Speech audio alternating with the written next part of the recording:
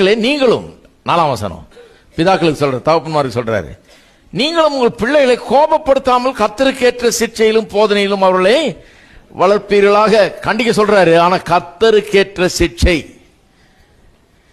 சரியான ஒரு நல்ல சிட்சையா இருக்கணும். அது கர்த்தருக்கேற்ற சிட்சைனா கர்த்தர் அதை ஏற்றுக்கொள்ளக்கூடியதா இருக்கணும். அப்படிப்பட்ட சிட்சையில வளர்க்க வேணும் அப்படிங்கிறாரு. அங்க பாருங்க, அந்த வசனங்கள்லாம் 22ஆம் வசனத்திலிருந்து எடுத்துக்கிட்டீங்கன்னா பல முறை இந்த கர்த்தருக்கேற்றன்னு வருது. அதையெல்லாம் கர்த்தருக்கேற்ற அல்லது கர்த்தருக்கு அப்படின்னு வருது.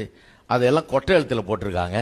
அது ஏதோ இங்கு அங்கே ஜாஸ்தி விழுந்துருச்சுன்னு இல்லை, அது ஆக்சிடென்ட் இல்லை, பாயிண்ட்டை நோட் பண்ண சொல்றாங்க. கிறிஸ்தவனுடைய வாழ்க்கையில சிலர் என்னென்னமோ நினைச்சிட்டு இருக்காங்க பாருங்க. உங்க பைபிள் அப்படி வந்திருக்காங்க, கொட்டை கொட்டையா வந்திருக்காங்க. எல்லா பைபிள்லையும் தான் வந்திருக்குது. ஏன்னா பாயிண்ட் அதுதான், கிறிஸ்தவனுடைய வாழ்க்கையில மையமாக கர்த்தர் இருக்கிறார்.